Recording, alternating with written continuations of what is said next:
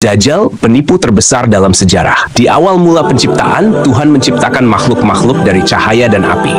Di antara mereka, ada malaikat yang patuh, dan ada pula jin yang terdiri dari berbagai golongan. Iblis, seorang jin dari kalangan yang taat, awalnya memiliki kedudukan tinggi di sisi Tuhan. Namun, ketika Tuhan menciptakan manusia pertama, Adam, iblis dipenuhi dengan kebencian dan kecemburuan.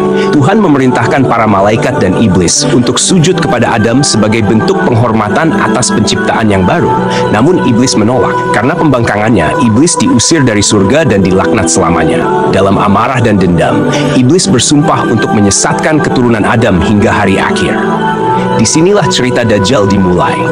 Di antara jin yang mengikuti jejak iblis, ada satu jin yang lebih cerdik dan licik daripada yang lainnya. Jin ini diberi nama Dajjal. Sejak awal, Dajjal memiliki ambisi besar untuk menjadi penguasa dunia manusia, dengan tujuan akhir untuk menipu mereka agar berpaling dari Tuhan. Dajjal lahir dalam kegelapan, di sebuah tempat yang jauh dari cahaya ilahi, dan tumbuh dengan penuh kebencian terhadap manusia. Selama ribuan tahun, Dajjal berkelana di antara dimensi, mempelajari kelemahan manusia, dan mengumpulkan kekuatan. Dia menyerap ilmu hitam dari berbagai sumber yang tersembunyi di dunia ini. Dajjal juga mempelajari sifat-sifat manusia, ketakutan mereka, keinginan mereka, dan ambisi yang dapat dimanipulasi. Dia dapat membuat orang percaya bahwa yang buruk adalah baik dan yang baik adalah buruk. Dajjal juga memiliki kemampuan untuk menipu mata dan pikiran, membuat manusia melihat apa yang sebenarnya tidak ada. Sementara itu, di dunia manusia, banyak orang yang tidak menyadari keberadaan makhluk seperti Dajjal. Mereka hidup dalam kenyamanan dan kemewahan, terlena oleh dunia material.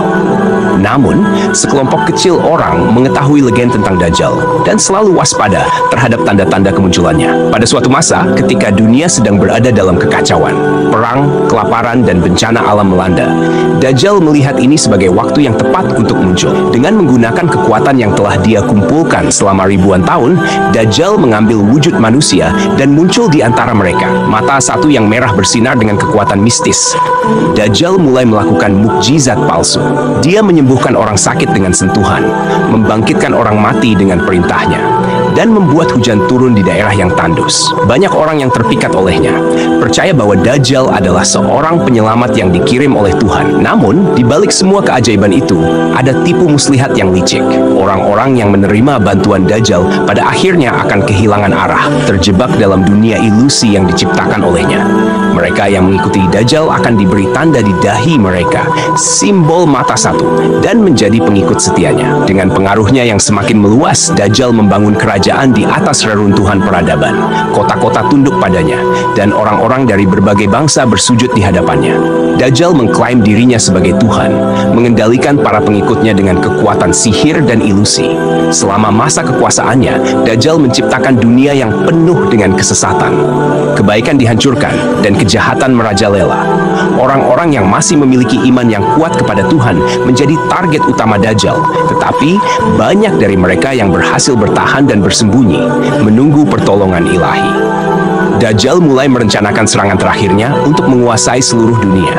Dia tahu bahwa waktu baginya tidak akan berlangsung lama. Ramalan kuno menyebutkan bahwa seorang penyelamat, Isa Al-Masih, akan turun dari langit dan mengalahkannya.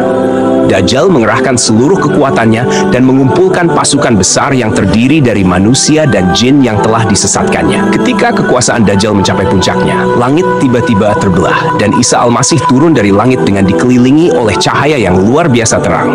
Isa datang untuk memenuhi janji Tuhan, membawa kedamaian dan mengalahkan kejahatan yang telah menyebar di bumi. Pertemuan antara Isa dan Dajjal terjadi di sebuah tempat yang tandus, di mana keduanya berdiri saling berhadapan di tengah angin yang berhembus kencang. Pertempuran antara kebaikan dan kejahatan berlangsung dengan dahsyat. Isa, dengan kekuatan dari Tuhan, berhasil mengalahkan Dajjal. Dengan kekuatan cahaya, Isa menghancurkan seluruh ilusi yang diciptakan Dajjal dan mengembalikan kebenaran. Pada saat itu, seluruh pengikut Dajjal melihat kenyataan yang sebenarnya, bahwa mereka telah tertipu oleh penipu terbesar dalam sejarah. Dajjal, yang telah kehilangan semua kekuatannya, diikat dengan rantai besar dan dibawa ke tempat hukuman abadi. Sementara itu, dunia mulai pulih dari kehancuran yang disebabkan oleh Dajjal.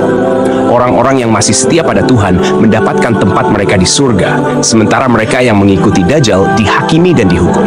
Setelah kekalahan Dajjal, hari kiamat tiba. Semua makhluk, dari yang terkecil hingga yang terbesar, dikumpulkan untuk diadili. Surga dan neraka kini terlihat nyata di hadapan mereka. Orang-orang yang hidup dalam iman dan kebaikan ditempatkan di surga yang penuh kedamaian. Sementara mereka yang mengikuti jalan kejahatan, termasuk pengikut Dajjal, dilemparkan ke dalam neraka yang penuh siksaan. Dunia yang baru muncul setelah kiamat, dunia yang damai tanpa adanya kejahatan. Cahaya ilahi menyinari setiap sudut, dan manusia hidup dalam kedamaian yang abadi.